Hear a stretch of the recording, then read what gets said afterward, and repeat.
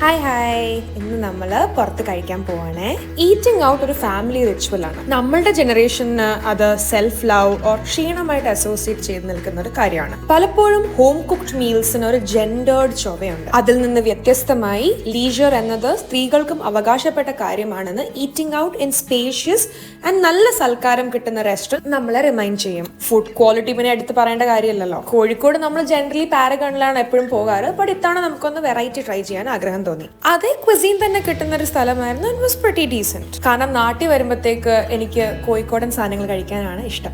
Eating out ഞങ്ങൾക്കൊരു space ആണ് where we are present in the moment as a family and have open and vulnerable conversations without homely chores weighing us down.